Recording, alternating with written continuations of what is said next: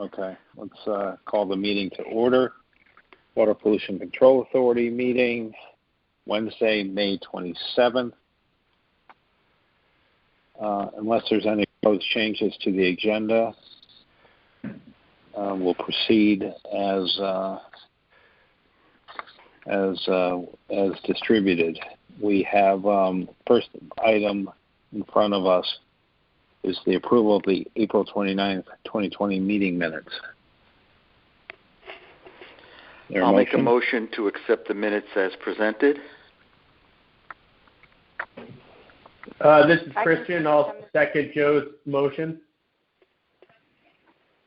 All in favor? Aye. Nancy. Aye.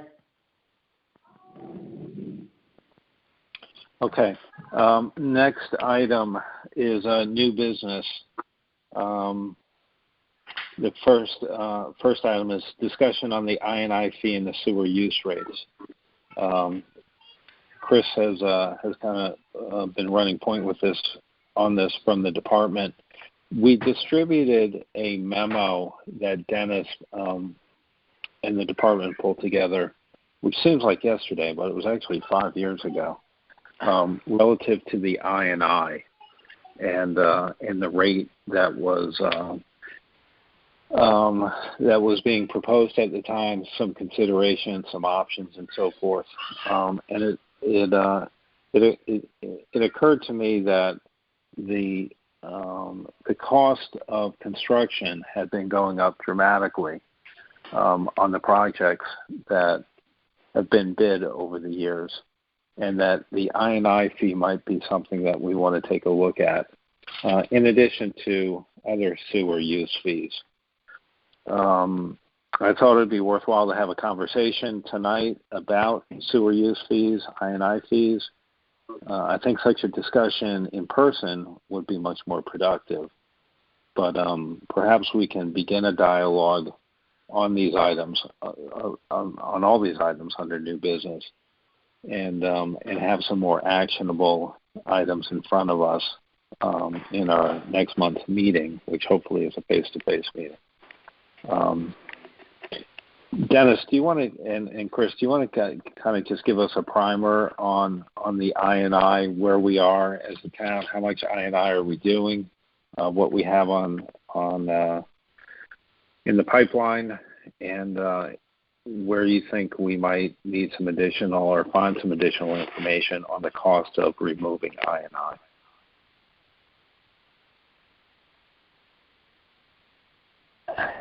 Well, Dennis, you want to go, or go ahead? I mean, yeah, I'll go first. I mean, I haven't looked at this since 2015. But anyways, I know that the town has been proactively removing II through projects. I think Bill is trying to do one project a year to remove known II sources. However, those are very small projects compared to the amount of II that you guys have. So I wouldn't really say that. I mean, we're pecking away at it, but in terms of removing a significant portion of it, that is not the case, in my opinion. Well, would you agree that the interceptor line would be considered a major I&I project? Yes. So when we did the II abatement fee, when we went through the calculations for that and came up, there was 3 scenarios, and it was decided to increase to $3,000. I think it was $3,164 per dwelling unit. But there was additional. That was on the low end. We had gone all the way up as high as $4,100 per dwelling unit. But at the time, I think everyone was hesitant to go with a higher number. So, it was decided to go with the lower number. And I think it's time. I think everyone on the WPCA was considering increasing that fee. So I had sent Chris all the old memos and presentation that we did at the WPCA meeting, one of the WPCA meetings back in 2015. I'm just pulling up. I think that presentation was included in the email that Chris sent. It was, yeah. So I guess I think it's appropriate to consider increasing the I&I abatement fee. It was right now. I think it's $16.50 a gallon, and scenario 2 was $17.25 a gallon, and scenario 3 was $21.50 a gallon. So currently, for single-family residential users, you're 193, assuming 193.14 gallons per day per EDU times $16.50 per gallon per day is $3,185 for a single-family residential unit. And you can see in the documentation that Chris provided, your current fee prior to that was $1,950. So you went from $1,950 to $3,185. But you have the backup to go up as high as $4,150 per residential unit. So it's something that I think you should consider increasing again, and you'll have to have a public hearing and all that. Dennis Chris, or Bill? Yeah. This is Joe. Can I ask a question? Actually, two questions. We're only doing one project a year. Did I hear that right when you first started the conversation? Bill's only doing one project a year? Well, it's averaging out to that, yes. What's the Can I ask what's the limitation? Why are we doing one project a year? Do we have a plan? In other words, I assume we have 200 miles of piping, and we've got some, obviously, that's down by the sound there, by the railroad station, that's worse than others, based on the reading that these reports are showing. So what's preventing us from doing more? Is it a cost? Is it resources? Well, I think it's you don't know where it is. So let me give you just a quick history. So when Wright Pierce was hired through QBS process, I think in 2013, to do the facilities plan, which received a 55% planning grant from the Clean Water Fund. Part of that study was to do a system-wide II evaluation. So we installed a bunch of flow meters, and we basically prioritized the drainage basins, from one to whatever. But the next phase of that was to take that a step further and do what they call a sewer system evaluation survey, which was also could have been 55% grant funded. At the time, the Director of Public Works did not wish to proceed forward with that. But if we did do that, that includes television inspection, smoke testing, house inspections, dye testing, all those field tasks where you pinpoint where you have an open clean out or where you have holes in the pipe or where you have things like that. So that actual physical work was never done. So I think what the way that Bill's been proceeding is, as his collection system crew finds things, as they open manholes, they've been proactive in doing it on their own to try to locate these sources. Then we put a small project together and fix those particular areas. So I think there's a general knowledge of where the problem areas are, but the point sources haven't been pinpointed to be corrected. I guess, Bill, would you agree with that statement?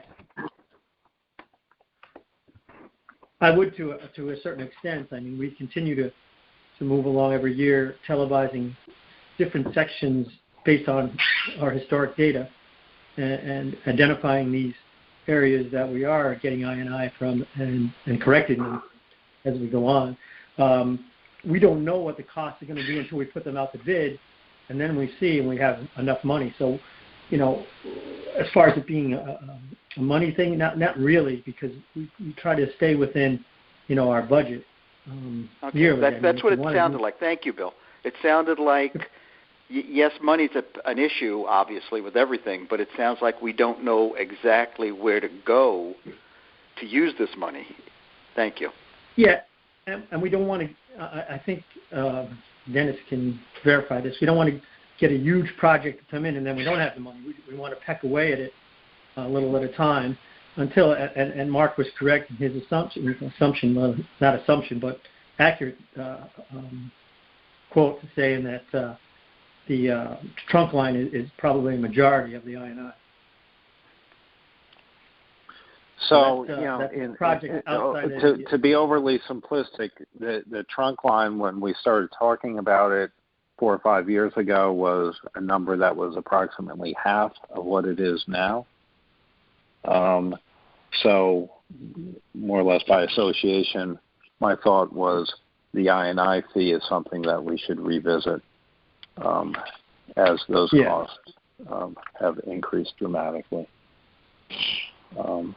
Nancy, this isn't really important because a significant percent of what we process at the plant comes in through I&I, and as we look at upgrading the plant someday soon, we don't want to pay for additional. We don't want to increase the capacity of the plant. That's exorbitantly expensive.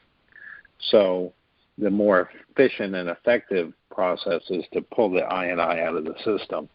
And we collect that through projects like, these 830G projects and the Sacred Heart projects and so forth, who pay $3,100 to effectively tap into a sewer line, which is relatively, in my view, good value. If you were building a house and you wanted to put a septic system in, you're in the range of $20,000 or so. Mm-hmm.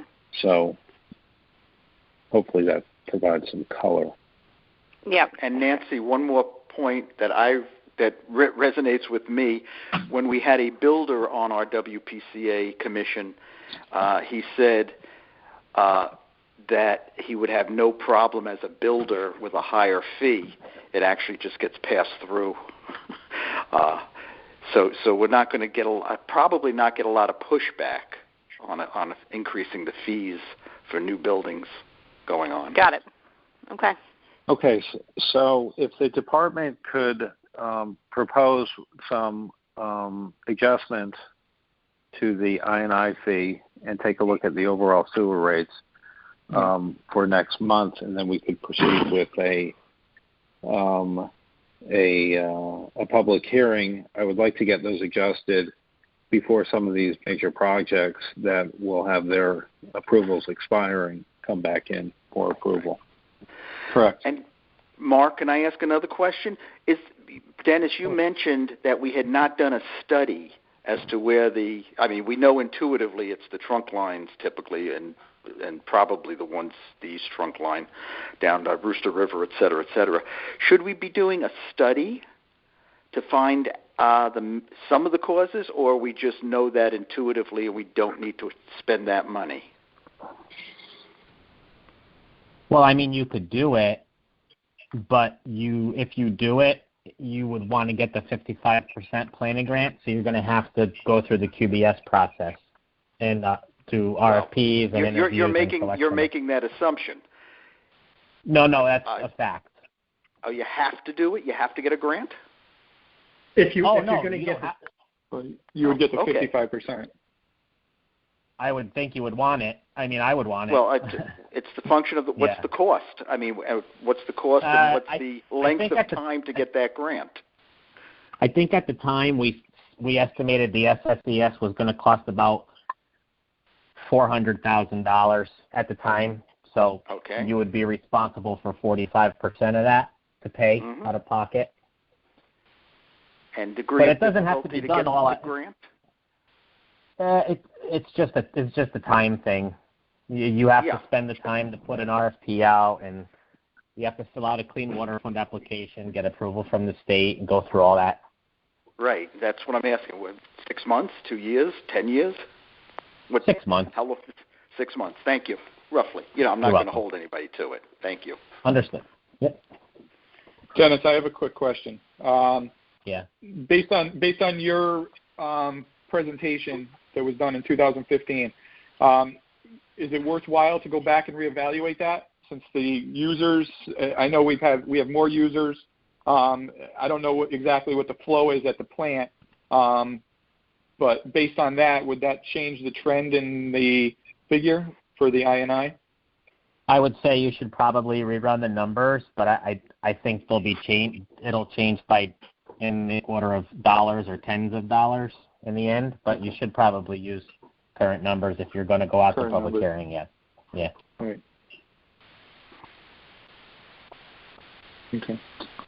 Okay. So that's something we'll take action on next month. Item B is the discussion. Can I just Mark, on item A, can we just have a very brief discussion on our rate development for the sewer for September right now? Looks like the right time to discuss. Oh, yeah. In fact, that's on my agenda. Yeah. But I think it's an opportune time to discuss that. Is it on the agenda? I can wait. Well, it's on my my notepad. Got it. Okay. Sorry. So I think it makes perfect sense to talk about it now. Okay. Yeah, I can weigh in on that and give you a little insight. We reached out to QDS. Actually, we heard back yesterday from them after a few emails back and forth. They are in the process of finishing up their June and July billing cycle. As soon as they're done with that, they will reach out to us and process our data, our initial data. From there, then we can present it, and come up with, what we need to as far as, what consumption has been used. Okay, that's good. So we should have something by next meeting, I would say. So. All right. So what, just a sense of what's going on. Are we, our rate has, the rate we're charging now, the $4.45, has little to do with what we actually need to charge. Are we thinking about not raising the rate because of the situation and the way the town's going? Or what's the thought process? Are we going to continue to try to build some more in the fund? What are people thinking?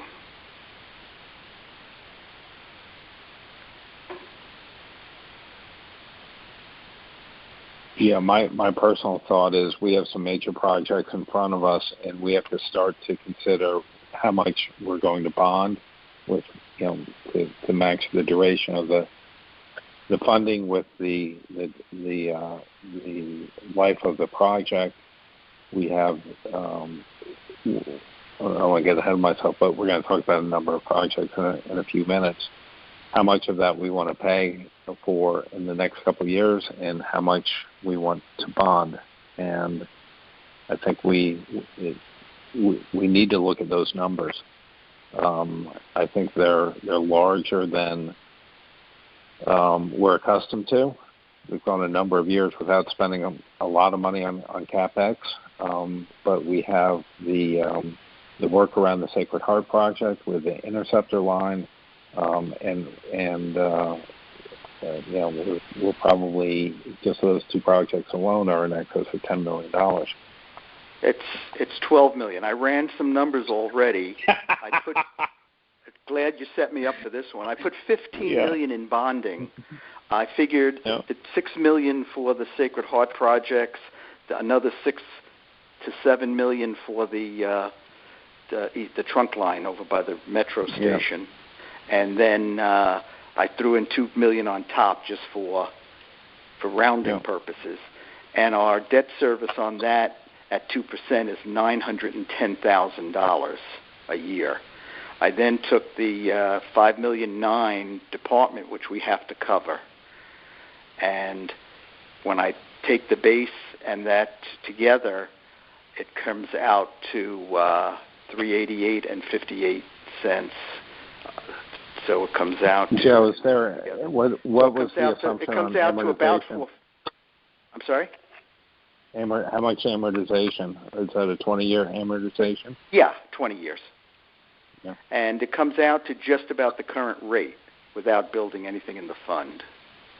I then threw in $500,000 to build the fund, and it comes up to $4.79 above versus $4.45 this year's number.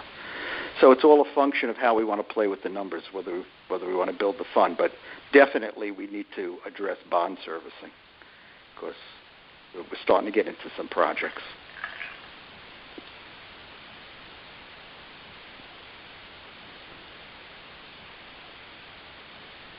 That's just my thoughts. Mm-hmm. And again, I'm using the same consumption numbers that we used last year, so that could change. My assumptions will change when we get better consumption numbers. Obviously, if it goes down, I've got to increase my numbers. Yeah, the only last point I would add to this discussion is how much debt do we want to have? We're going from basically next to no debt right now to potentially stepping up to $10 to $15 million.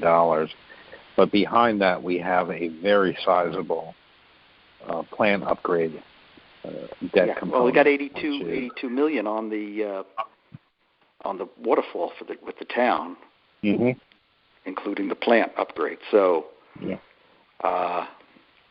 But this next year, it looks like definitely the two big projects we're going to have going, plus maybe a smaller one, a $2 million project. I'm not sure how many projects we take on. So, okay, it was just a thought about how we're viewing this. You know, the town's going in and saying they're trying not to raise people's taxes because of the situation. I'm not sure we shouldn't be looking at least philosophically the same thing. I agree, and that's why I kind of toggle with the East Trunk Interceptor line and the I&I fee. That mm-hmm. I view that as an I&I project, and as some of these larger development deals come in. Please. Sorry, I just want to comment without Joe's. I want to make sure I comment on Joe's recent comment about the town trying to not raise people's taxes. The RTM still has to meet. And so it's important that people realize that just because the Board of Finance has voted and made a recommendation, the RTM is still very much figuring out, what to do and has I know, we'll be meeting next week. So. But Nancy, the RTM can only lower the number. No, they can't add anything to the budget. But I just want to, yes, but they are, whatever it comes, I just want to make it clear that the number that the Board of Finance presented, I'm not disagreeing. I'm just saying, we're just not there yet with a final number. Well, we're not there. We're just having a discussion. Yeah, I just wanted to make sure people knew, if anyone's listening, that it's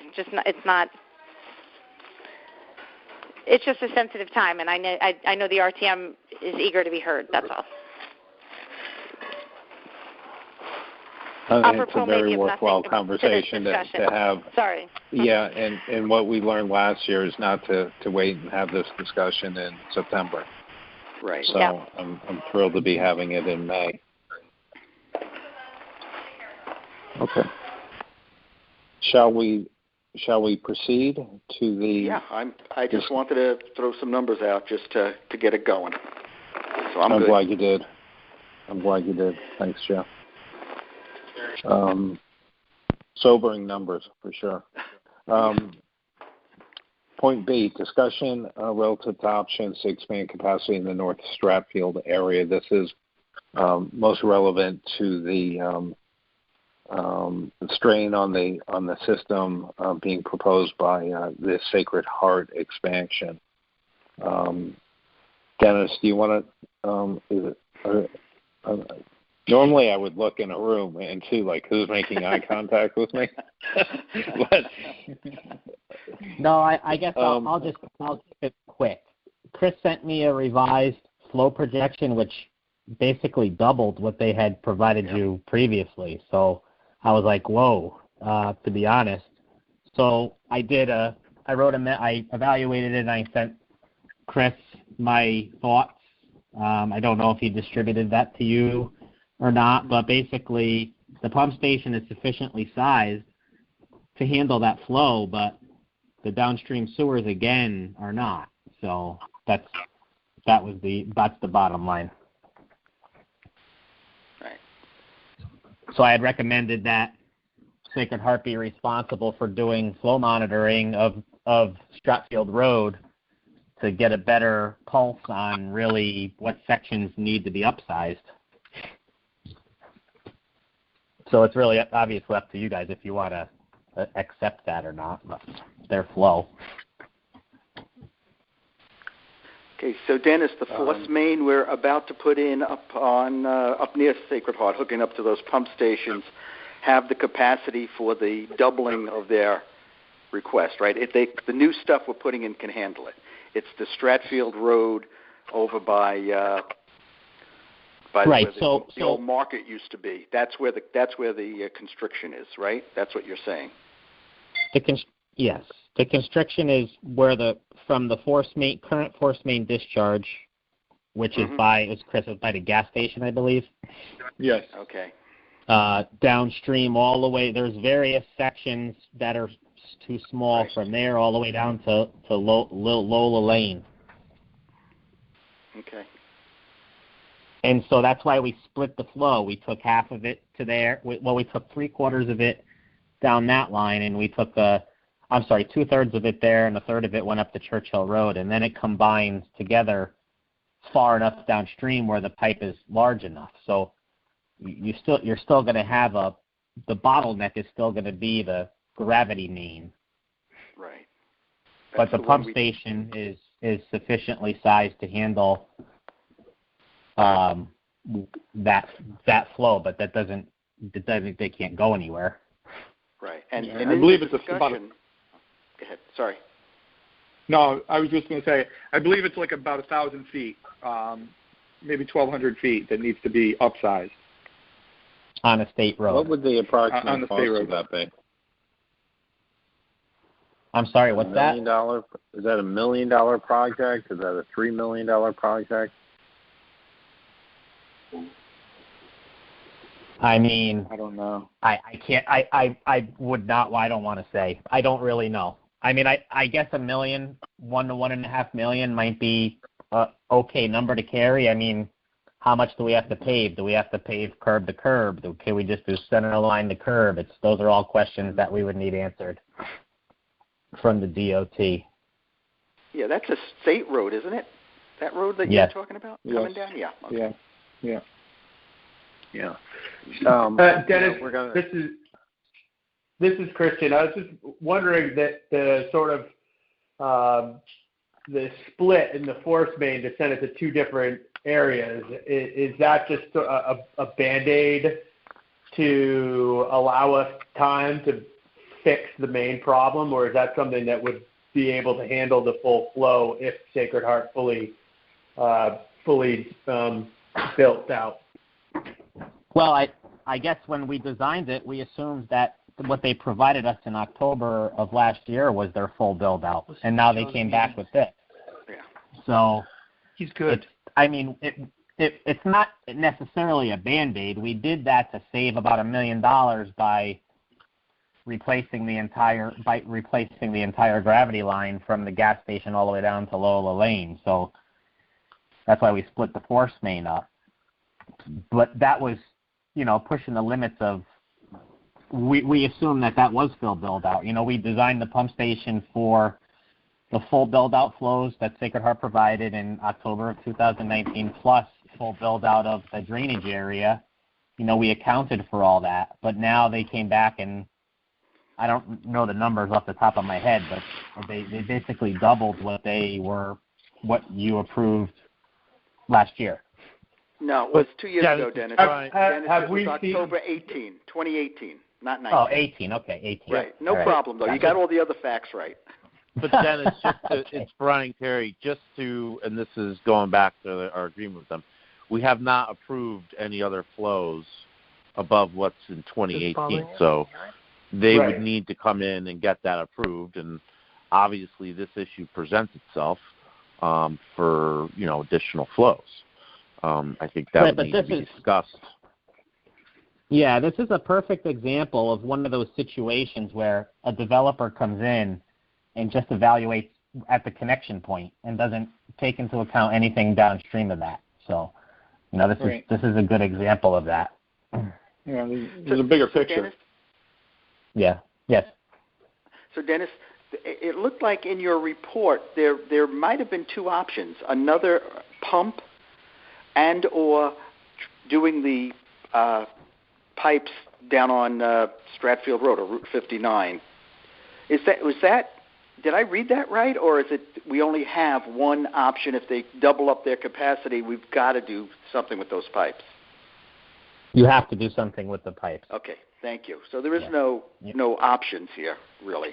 Well, let me Right. say the option is to tell Sacred Heart that we haven't been able to come to an agreement with the Memorandum of Understanding, and that we have agreed to take on X amount of capacity, and any additional capacity they should perhaps look to Bridgeport to take that, because we're at the point where this pump station wasn't a number one priority for us. We can't get an agreement done with Sacred Heart.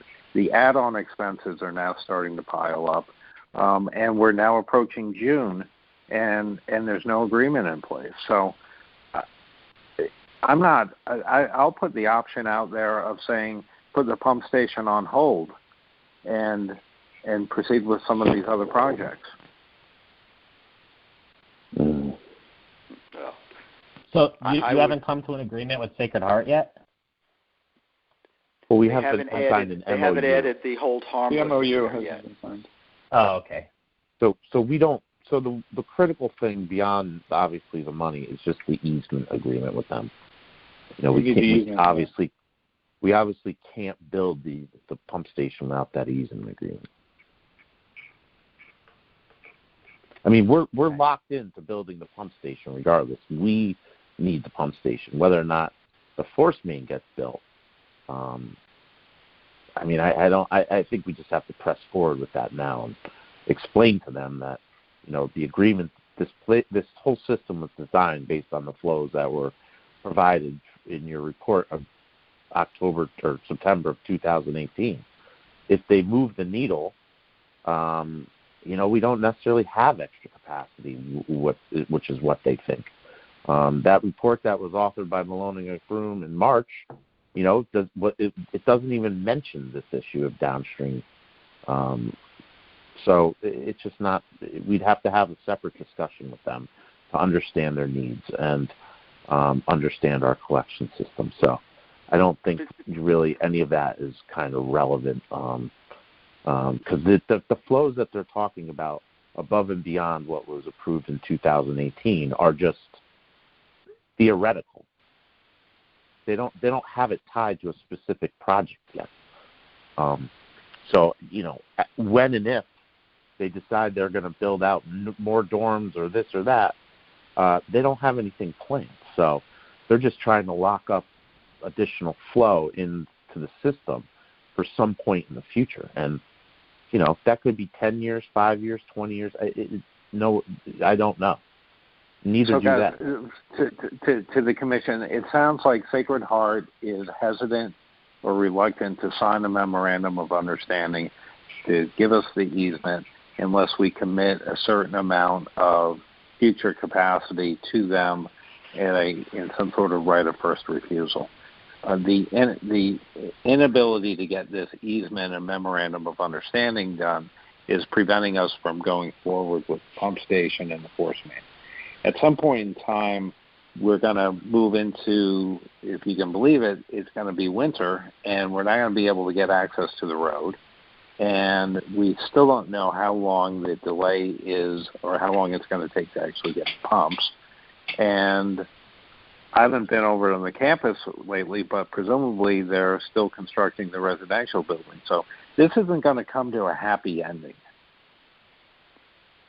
Now, is this all new news, Mark?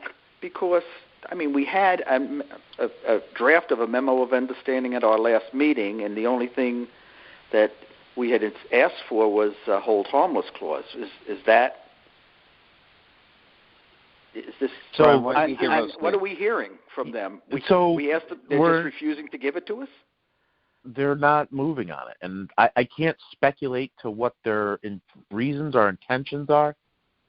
We've been trying, and I, you know, again, I don't know. It's just we're still working through that process. So if this doesn't get resolved in a short amount of time, we're having contractual issues with the bid. We have a time frame in which we have to award these bids. We did award the bids. We have to sign contracts and get submittals, and that window's closing. The submittal process is at least a month, right, Dennis? Now before they order their supplies and whatnot. Go ahead. Why wouldn't we go ahead with the force main? Why wouldn't we go ahead with the force main portion?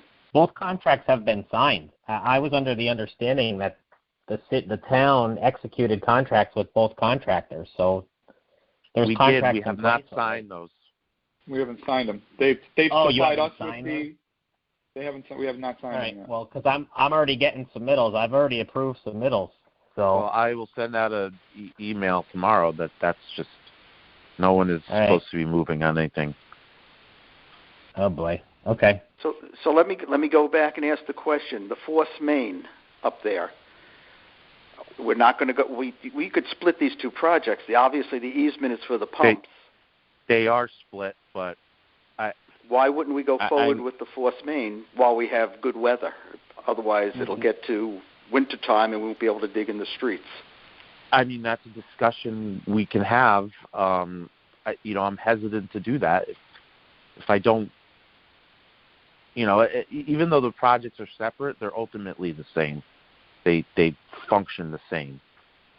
We split them out because we didn't think the town and Wright Pierce didn't think that we would get an overarching one vendor to do both.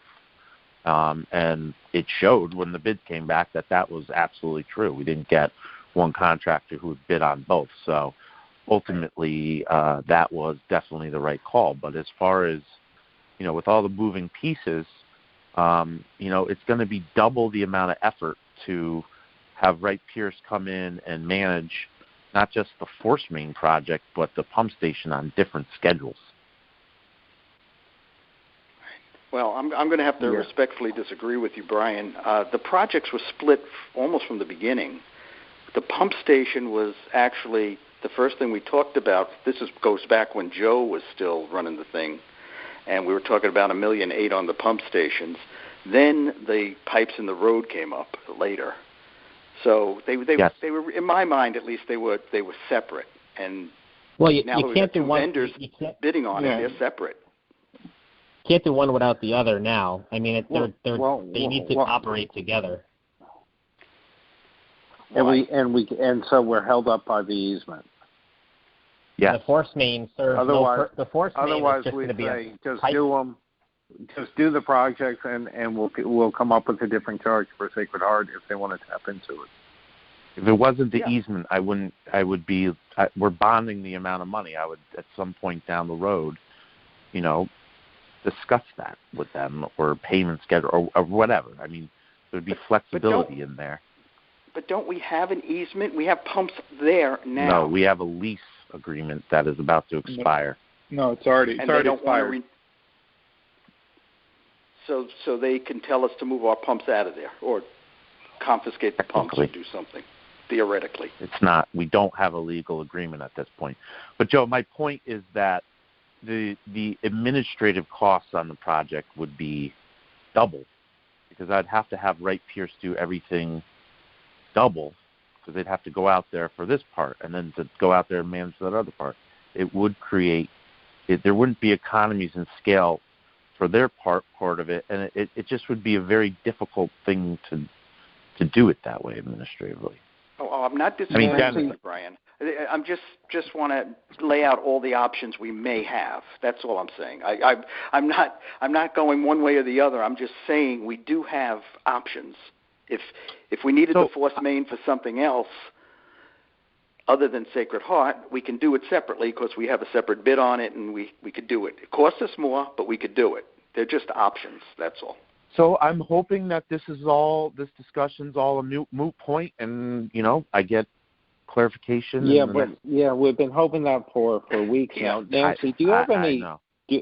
You're on the front line, and Brian, I can appreciate. I've been in your role, and sometimes things don't move until a different tact is taken. Nancy, do you have any color on the relationship between the town and Sacred Heart these days? No additional color that would. But after we spoke again, Mark, to when I missed the April meeting, I didn't inquire further. So no color, but mostly because I hadn't asked if there was new information, which I'm happy to. I actually am shocked we're still in this spot. Yeah. I don't know if it's two attorneys that are. That's right. I mean, I think because the way you had made it seem is like really it had been in motion, and again, I'm surprised that a month later we're still having this conversation. And no, I'm not being critical of anyone on this call. So if I think we're all surprised. Yeah, so if I can be helpful and ask a question again, happy to check in with Jim Baldwin, or with my, directly with the man that I had been meeting with at Sacred Heart a couple months ago. But if that's what this group feels is a good next step, concurrent to whatever else we may be doing. Brian, how do you feel about that? I think it's been put into the hands of the people who need to deal with it, and I will just continue to. I don't want to say that someone can't reach out, but the people who are reaching out and trying to get this done are at the highest levels of the administration for us, and for them, it's their attorney, and if it's got to go above, I think that's the process that's happening right now. So if I don't hear anything by Monday, then I will tell you differently that there's maybe some other direction. Okay, but also express frustration, I think, is, I don't necessarily think it's a bad thing if I log a call to Baldwin to just say, but then again, by one phone call, I'm not reversing, hundreds of years of municipal government process. No, I think it's been a negotiation with them, and we've put things in there, and they've tried to put things in there, and I think it got a little bit more complicated than it needed to be.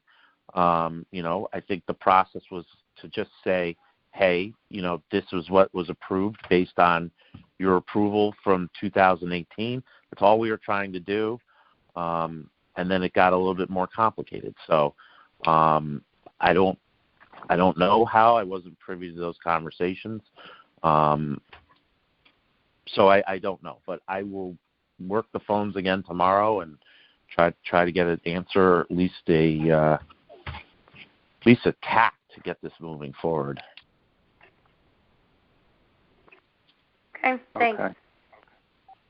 So if we don't have progress by Monday, Brian, can you reach out to Nancy and have? I will. Nancy? I appreciate it. Thank you. Next item on the agenda is the discussion on the pipe capacity on Unclo Road for future development.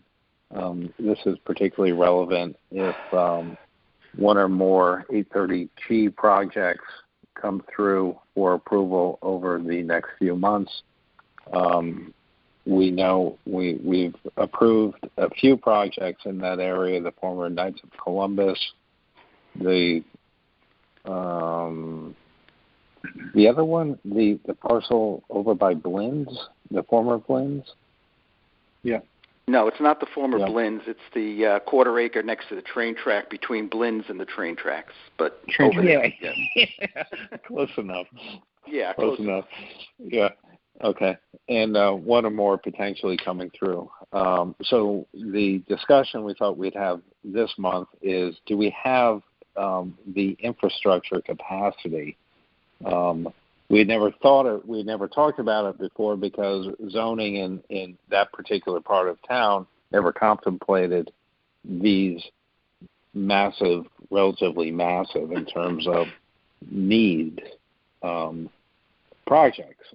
But here they potentially are in front of us.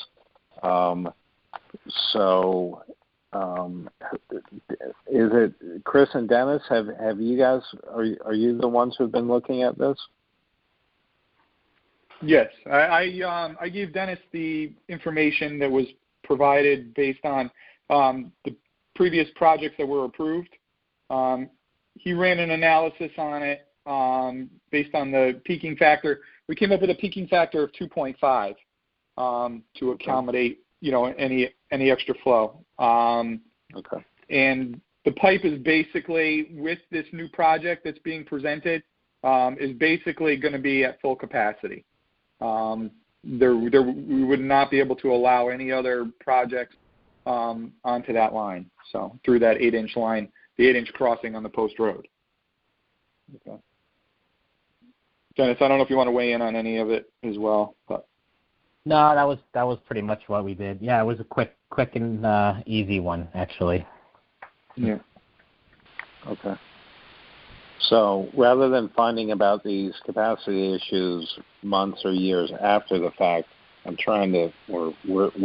are all trying to anticipate where these problems may be prior to approvals being granted. So I think that sets the stage for discussion going forward. Any comments or questions on that?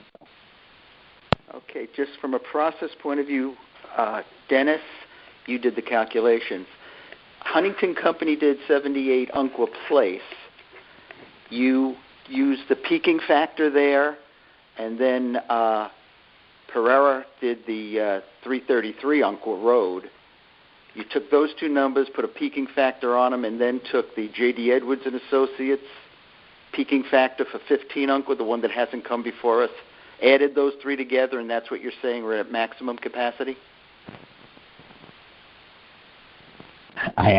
Joe, I apologize. Yeah. I don't remember what I did. I don't have it in front of me. Sorry. No, you're right, Joe. I'm looking at it as we speak. So yes, that's what we did. So. Okay, you peaked the other two we've already approved, and then you took this third one, the new one we haven't approved, peaked it, added the three together, looked at the calculation based on some formula, some equation, and that's the conclusion you're coming to. Correct. Thank you.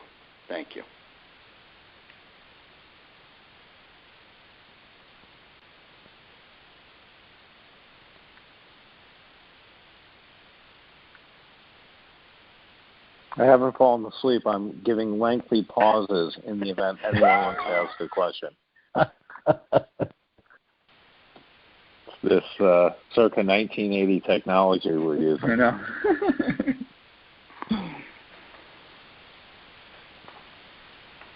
Okay. I could just weigh in. One more thing. I just did the math real quick. They came up with 582,480 gallons per day. If this project was to be approved at 15 Umpqua Road, we would only have 114,000 gallons left in that line. That's not, that's including the peaking factor as well, but that's not including an extraneous rainstorm or something like that. That could overflow that pipe and put a lot of burden on it. I tell you that when it rains, that part of town floods already. Right. We have major problems with flooding down there. So. Okay, so let me ask the question then. Should we approve 15? What's the staff think about approving 15 Umpqua Road next meeting when they come in? I mean, the one thing I take seriously, the one thing I can vote no against is if we don't have capacity. When I asked my question, I thought we had the capacity, but now it sounds like there might not be. So what is staff saying? It's close. It's very close. So if this project was to be approved, we wouldn't be allowed to add any more development in the area to handle that line. Okay. Unless the developer that comes in, now there's a caveat with that. The new developer can come in, but he has to pay the upgrades for that line. Sure. So. Sure. But this developer coming in now, 15 Umpqua Road, was saying can squeeze in under the limit. That's what you're saying. I mean, I heard we had the capacity, but it's full. But then if we have a big rainstorm, it could flood. I mean, I heard two different things in my mind. So well, it's I'm all an asking assumption based on it's all, Yeah. and Dennis, you can weigh in on it as well. It's all an assumption based on the peaking factor. So we're using a peaking factor of 2.5. Why 2.5? I mean, that seems like a kind of manipulated number. I mean, historically we've used 3 or 4. Well, it was based on. I think it was based on the flow metering numbers. Yeah. Okay. It was based on the actual data. And help me understand if we're at full capacity and we have a rain event, and I've been in front of the theater, in a rain event, and there's no place to go. Literally, there's 8 inches of water, and does that then bring forward sewage from the system into the downtown business center? Tell me what happens. Well, we don't have a bypass. We haven't Bill, you can correct me if I'm wrong, but I don't think we've had a bypass in the center there. Of all places to have a bypass, that would be probably one of the worst ones, being right downtown. But I do not believe we've had a problem with that, in the past. No, historically, I can't speak of anyone that I know of in that location. Yeah, but we're putting in 98 units up in one. This one has 46, and the other one had 24. This is all new stuff coming in. So we could have a problem. Yeah. I don't know. I'm personally not one for full capacity in downtown Fairfield on my watch. I'm with you. Okay. That's not where you want to have a big problem.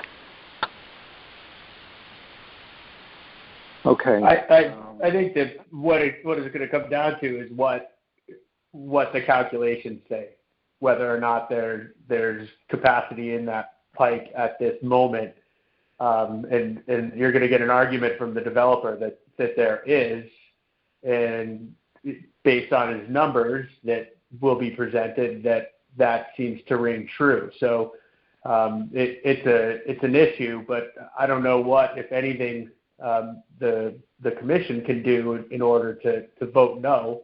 I mean, we could vote no, but I think that we've seen that in the past where they come back and say legally you have to vote yes if there's shown to be space in that particular pipe. Christian? Yeah, I mean, we'd always been at 10, 20, maybe 40% capacity. They came in, remember, with no peaking factor in their initial numbers. I can get pretty comfortable that approving a project. I could also get comfortable using a peaking factor higher than 2.5 in the downtown area as a. That's good. And the other thing we could propose to them. We could propose that they downsize their amount of units as well. I don't know if that would, flatten their project or not, but as a cost perspective, but it would eliminate some of the flow. Yeah, I would feel free to socialize that option or the option of increasing the pipe capacity, and to move forward and begin the work on sizing that. How long? This is Brian. We could provide options based on factual evidence for the commission, whether it feels it's inclined to approve or deny the application.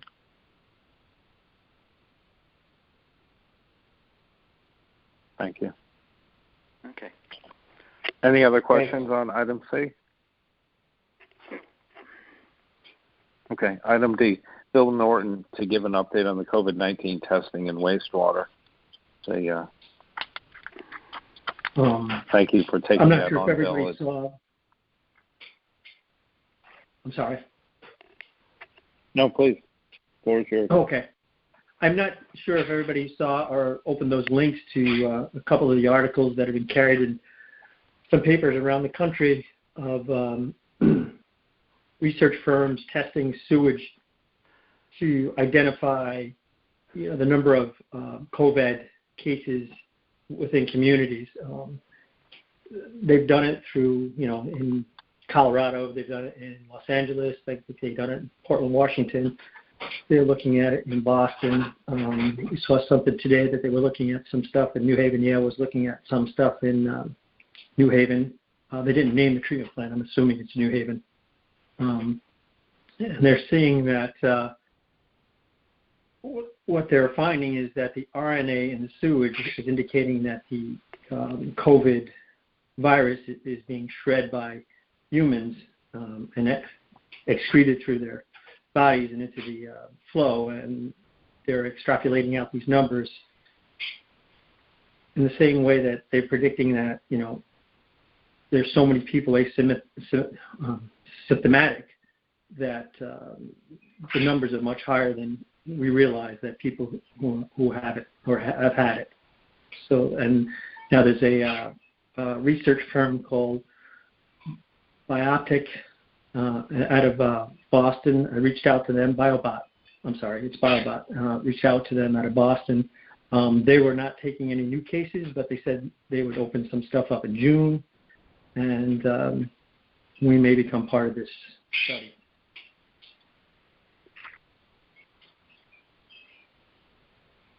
But that's basically what they've been doing is basing. Go ahead. Just a point of clarification, and forgive me if I misunderstood or misheard. Are you saying that they're finding in what they're testing in the sewage that they can see that there are more cases than are being reported based on what they're finding in the samples? Can you explain that piece again? What they're saying? I think what they're finding is exactly what they've said all along, in that they're only finding how many cases we have based on people that are showing up with symptoms at either clinics, hospitals, doctor's office, and using these numbers, where the number is greater based on people who have had the virus but have been asymptomatic. And the way that they're finding that is through the RNA that they're finding in the sewage that's being excreted by humans. Right.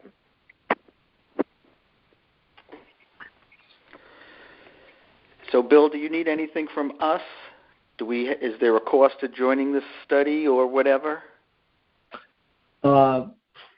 They had said that the pro bono part of their study is complete, so they would get back to us if we were going to be able to join the study with a cost, and that would be sometime in June. Okay, thank you. Does the department have any connections to the folks in the New Haven system? That study that came out today that I don't think has been circulated within the commission, but a study came out today where effectively they looked at the results of the New Haven study, and they said this is, correlates to what we thought, or where we are with our medical testing. And Nancy, I think it might be particularly relevant to the town as the town tries to say, okay, where are we in this? What phase are we in? What percent of the town might have been impacted? When can we make decisions based on facts versus based on the small sample size of folks who've been tested? I think it's an extremely effective tool to be used by the folks who run the town. To answer your question, Mark, I know that said, not the whole town is on the sewer system, so the question is, can you extrapolate from those results also? But I'm sorry I interrupted you, Bill. No, that's fine. To answer your question, as far as do I know anybody in New Haven, I know almost everybody there. So okay. I can reach out to them. We appreciate it.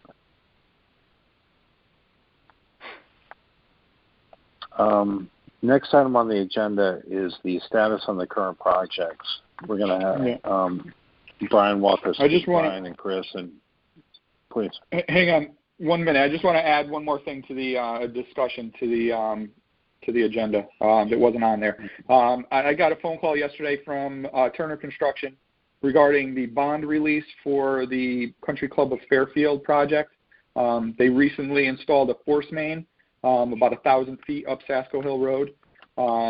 That's been installed. It's been signed off for completion.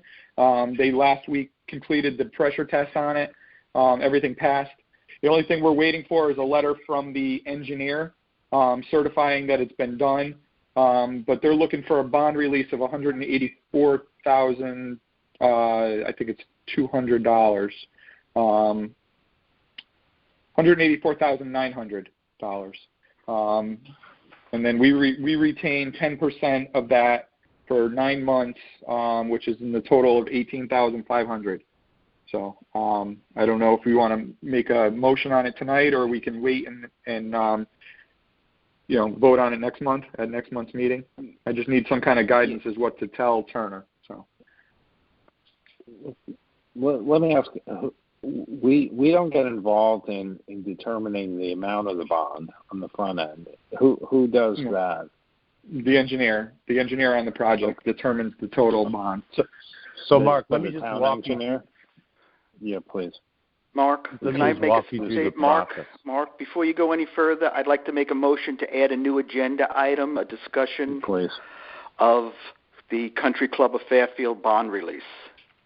I'll second. All in favor? You. Aye. Aye. Aye. Okay. Now go ahead. Thank you. Sorry.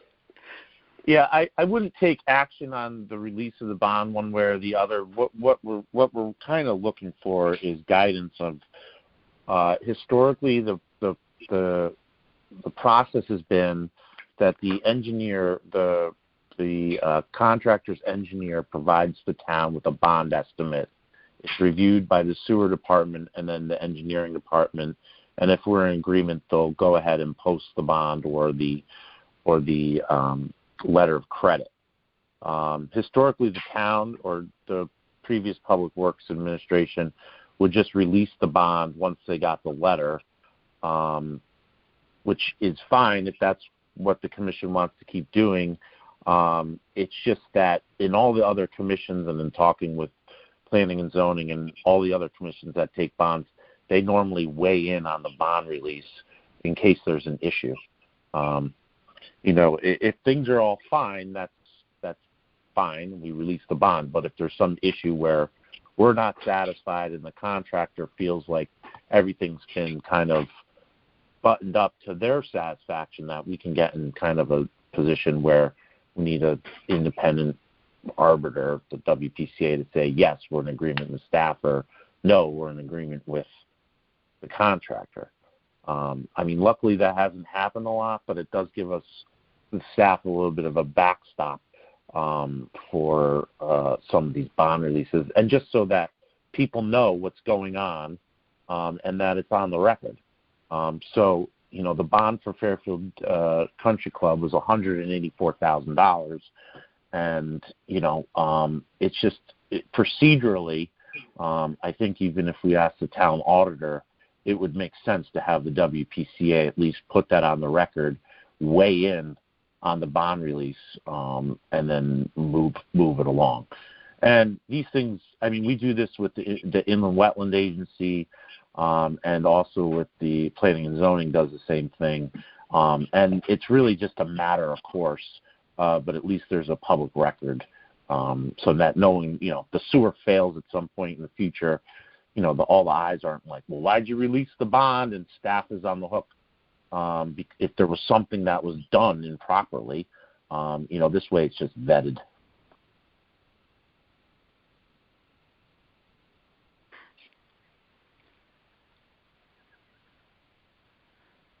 Thoughts, comments? Well, we've never done it before, and I would have a hard time understanding to release the bond. We're not out there inspecting to say everything's wonderful. So what is the criteria we will use to say that the bond, it's good to release the contractor? Staff recommendation so and the letter. Still leave the staff on the hook? I mean, So or we're going to turn around and say, no. I'm sorry, Brian. Go ahead. So they had a no. Go ahead, Brian. So basically, what happens in all cases with bond releases is that there are inspections made by both town staff and the contractor's engineer.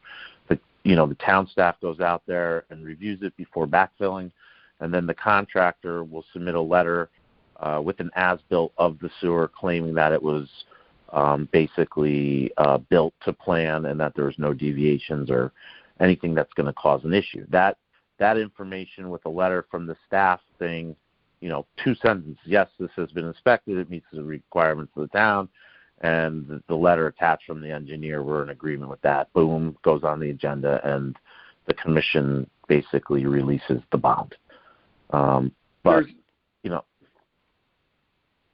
There's also a third-party review inspection as well. The engineer has their inspector out there 100% of the time. So he inspects it, documents it. He was there for the pressure testing, the certification, everything. So.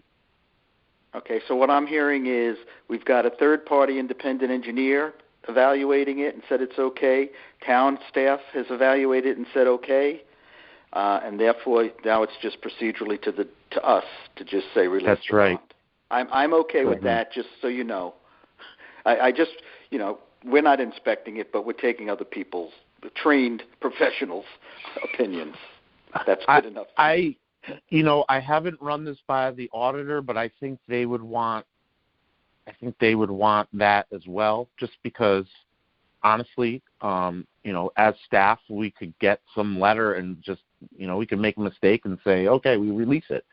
At least this way, the procedure is that, it's reviewed internally and then brought to the commission, put on the record, and then released. So if there is any question in the future, there's a record of that bond release.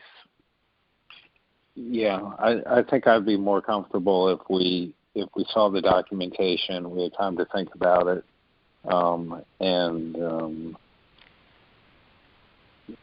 otherwise, I mean, anyone auditing this would say, "Well, you guys didn't even look at anything." That's my position. Right, I agree. I put an email out to the engineer today to get their certification. Once we get that, we can bring it back to the commission next month. I appreciate that. Yeah, Mark, I wouldn't vote on this right now. My thing was to go back to them and say, nope, the procedure is we need a letter and we put it on the agenda. And I can show you evidence of how the other town commissions and boards do this. I know Jerry's not here tonight, but he definitely has experience with planning and his time on the planning and zoning where they release bonds. But, if it was $5,000, $10,000, I wouldn't have a major issue with staff approving that and releasing those types of money. But right now, it's hundreds of thousands of dollars on certain projects. And, when they do... I respect your position, Brian. Absolutely. Thank you. So we'll circulate that and opine on that next month.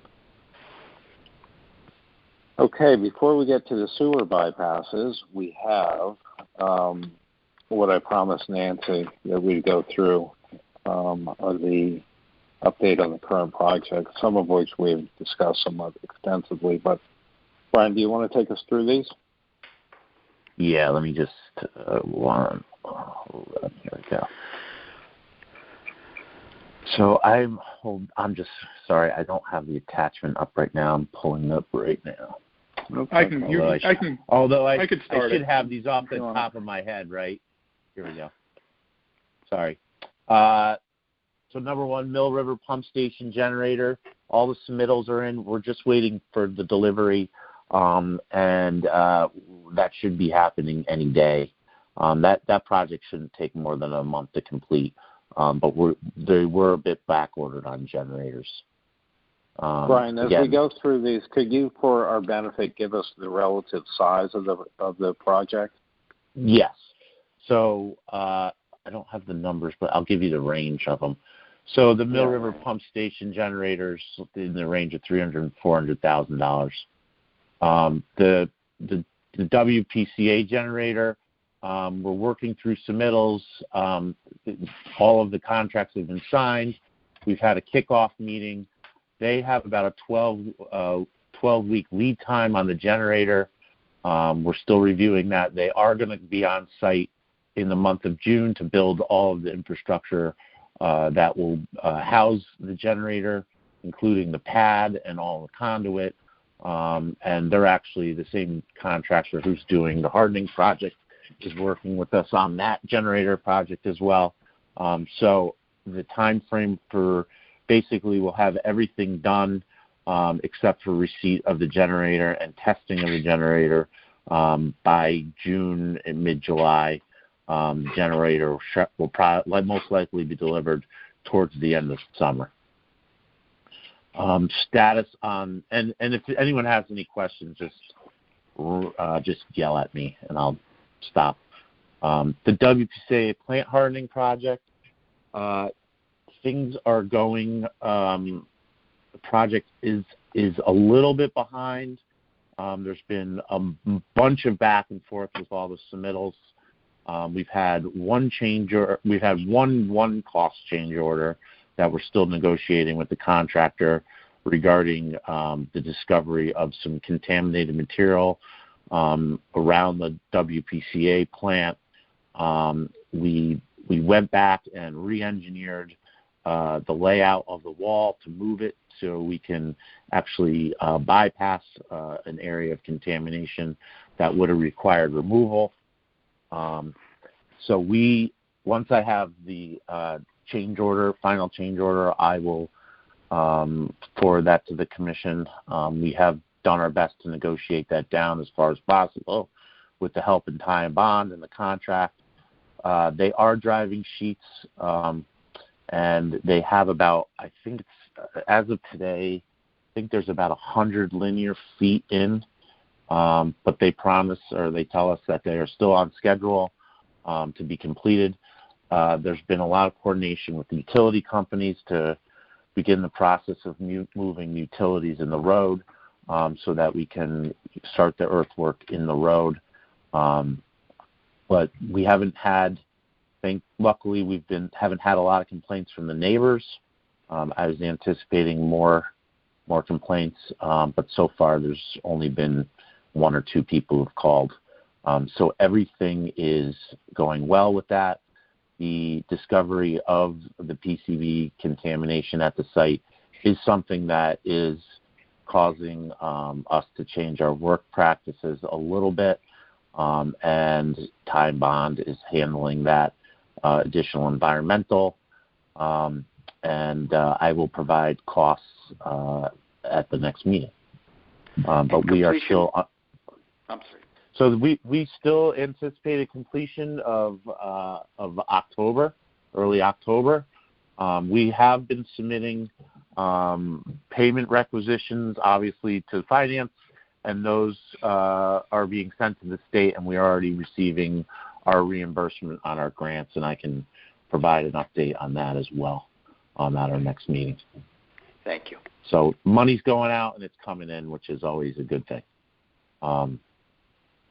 So we talked a bit about the Easton Pump Station. I mean, we're just ready to go. We talked about what the holdup on that is, but I'm going to have a call with Dennis tomorrow, and we'll shake out some of the stuff that we talked about on the phone as far as schedule and contracts with the two contractors. But we'll make sure that once we get all the signed approvals from Sacred Heart, we'll move quickly to get everyone out in the field and doing what they need to do. The East Trunk Interceptor, we're working right now with Wright Pierce to get approvals in place for them, and we're going to have a kickoff meeting and get them all the documents they need to start that review. Dennis, do you have a time frame? I think you were saying like 2 to 3 months to review that. Well, I think your RFP required it to be done within 60 days, so we're going to stick to that. So.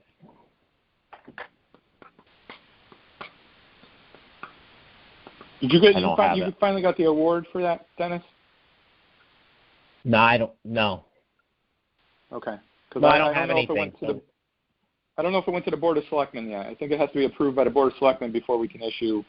No, it said June 1st. June 1st, it's going to the Board of Selectmen.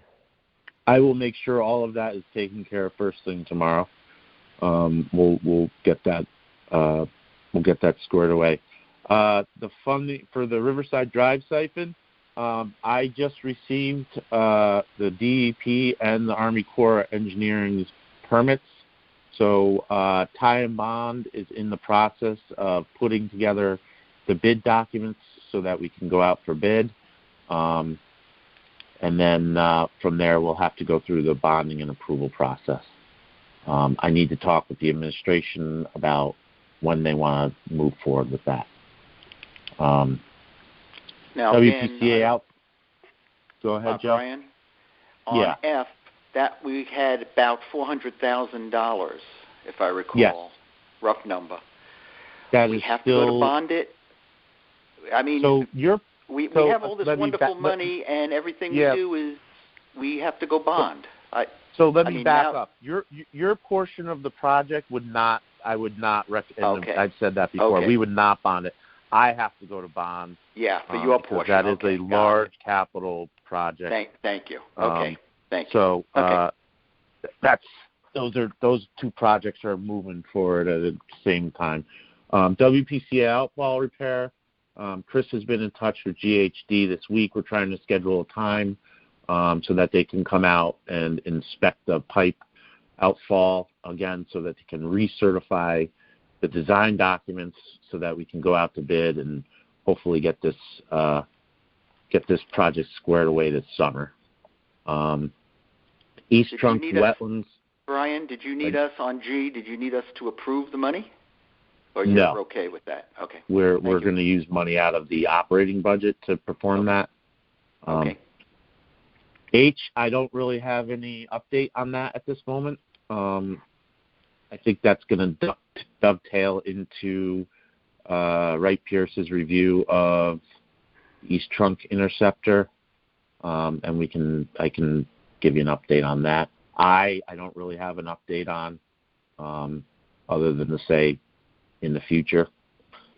And then the microgrid status is going back out for RTM approval for additional funding as part of a change order, and more money that we got from the state that RTM needs to approve that, which is on the agenda for them on Monday. I think that's the 1st.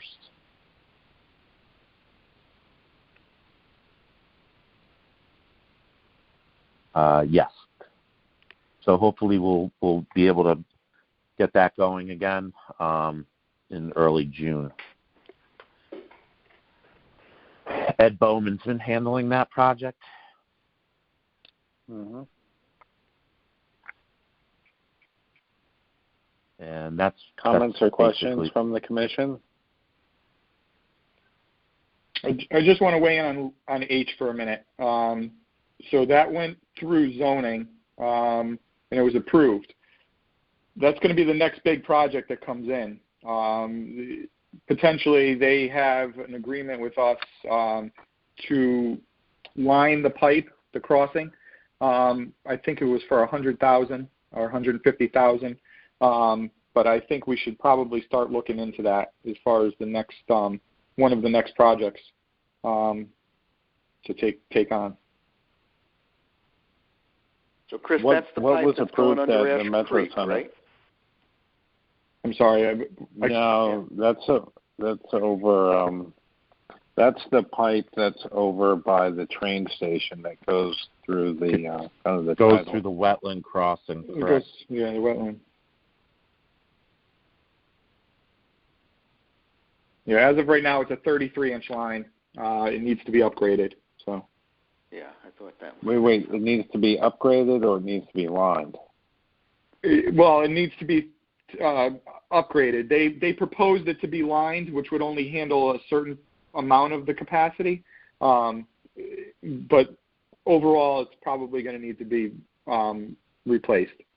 So that was the proposal to replace it. So it's upwards of $1 million and a half to replace something like that. I think it'll be considerably more than that. Yeah. So.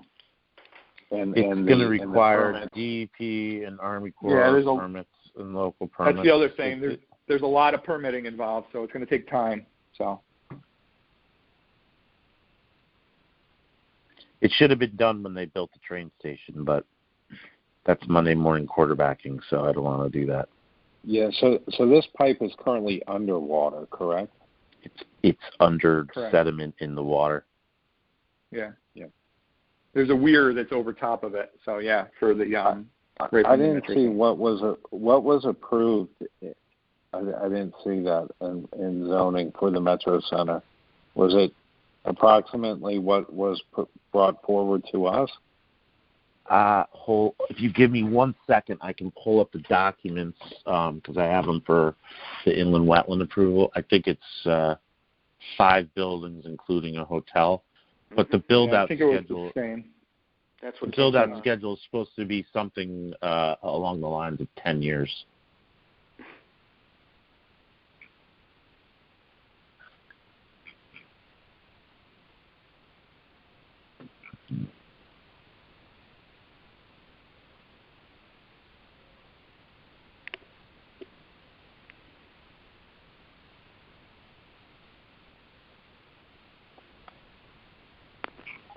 Okay, I think Chris's comment, his suggestion is well founded. I think we need to get moving on that. It's going to be another very expensive infrastructure project that we're going to undertake. That is probably not going to be paid for in full by the I&I from that project. Yeah, it's 5 residential buildings, 1 hotel, and 1 amenities building. Yep. Okay. They're full, if I remember correctly, they're full I&I fee based on the new build-out. I think it was $1.5 million. So, that would be a big chunk of the project, but, I can't say that it's going to be the whole thing. Well, to turn things around from our original discussion, we approved that in June 2018. Yeah, so they're getting close. So it's coming up its 2-year expiration, so we should raise our rates pretty quickly. The other thing, just to go back to Joe's comment earlier, I mean, we can put together a list of, and I already have it, but I'll just update it, a list of the current and future projects and how we want to, for all intents and purposes, split the baby between using the fund and bonding. And that's actually something I've been kind of working with finance. And then we can look at the I&I fee as well as the rates, just the general sewer rates going for this year. Because last year we discussed doing that process in July to set the rate so that we weren't scrambling at the last minute. Excellent. So your proposal is to work with Joe on that? Or interface with Joe? So I would put together a spreadsheet and I can forward it to the commission and Joe, and we can start a conversation there. But most of the numbers that we put together for the projects after I started have been pretty, they haven't moved much. I mean, I know there hasn't been much movement. So I can sit down with Dennis and Joe and finance, and we'll put together a schedule so that we can use for the rate approval in July, August timeframe. Great. And can we begin a process for scoping the cost of H? My intuition is it's going to be considerably more than $1 million. Yeah, it's good intuition.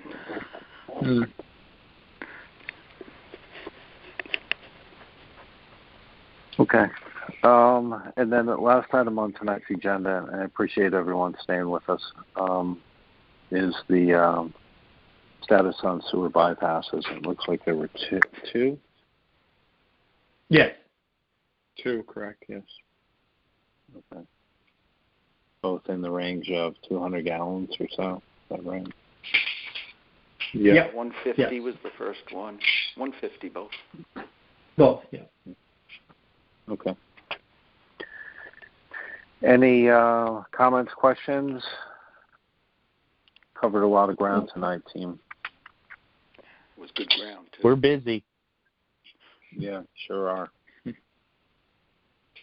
Yeah, Brian, this is just Dennis. Just can we talk tomorrow, because Yes. somebody might want to call the contractors and tell them what's going on. I guess I can Yeah. do that, but I'm not really looking forward to it. Hopefully, they didn't buy anything yet. Well, they should know. They don't have contract in hand, so. Well, Dennis, Yeah, I know. last email I got was from Jeff James from True Blue, and he was waiting for the contract to be signed before he can do his submittals and buy his pipe. Yeah, we can I talk about it I tomorrow. understand that, wanna... So, yeah, no. We'll talk about it tomorrow. Good idea. All right. Okay. Is there a motion to adjourn? Did I hear that? Nancy, I'll move to adjourn. Christian, a second. All in favor? Aye. Aye. Thank you, everyone. Stay safe. Thank you. Thank Stay you. safe. Mark. Thank you. They said Appreciate it all.